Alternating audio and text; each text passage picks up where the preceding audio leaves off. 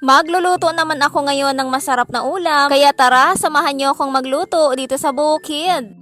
Maaga kaming namalengke ng asawa ko kanina. Pagkatapos namin maihatid ang mga anak namin sa school ay dumiretso naman kami ni Mr. sa palengke. And fast forward, pagkatapos namin mamalengke, heto nga't inasikaso ko na yung mga lulutuin. Maganda ang panahon ngayon dito, kaya dito na lang ako magluluto sa labas. Ang una ko munang iginisa itong luya. At sunod naman itong sibuyas at bawang. Hinalo-halo ko lang yan mga mare, at nung nagkulay brown na ito, sunod ko namang iginisa itong tahong. At para mas lalo itong masarap, maglalagay din ako dito ng margarine. Ngayon lang ako nagluto ng ganito mga mare, para maiba naman, para hindi naman palaging gulay ang niluluto ko. At ang maigisa ko ng tahong, ito namang alimasag ang igigisa ko.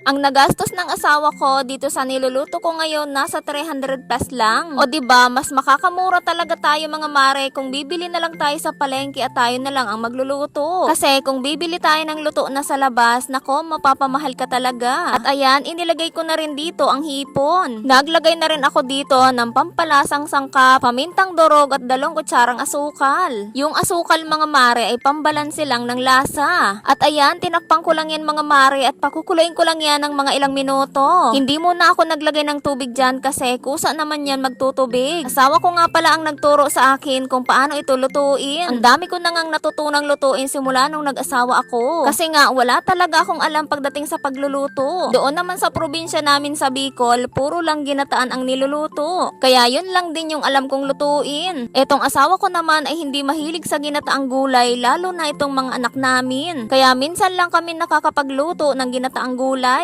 At balik na tayo dito sa niluluto ko mga mare. Naglagay na ako dito ng toyo, patis at oyster sauce. At hinalo-halo lang yan para manuot yung pampalasa dito sa seafoods. Panghuli ko namang inilagay dito ang mais. Malambot na itong mais mga mare kasi inilaga ko na ito kanina. Tapos yung tubig na pinaglagaan ay isinabaw ko na rin dito. At para mas lalo itong masarap, naglagay ako dito ng kaunting cheese. Sobrang bango nitong niluluto ko ngayon mga mare, pero hanggang amoy lang ako dyan. Ang mag-aama ko lang ang mahilig kumain ng alimasag. Hindi ako kumakain yan kasi sumasakit ang tiyan ko dyan. Pero napakasarap nito, hipon at tahong lang ang gusto ko dyan. Naglagay na din ako dito ng dahon ng sibuyas. At pagkatapos, hinalo-halo lang yan ni Mister.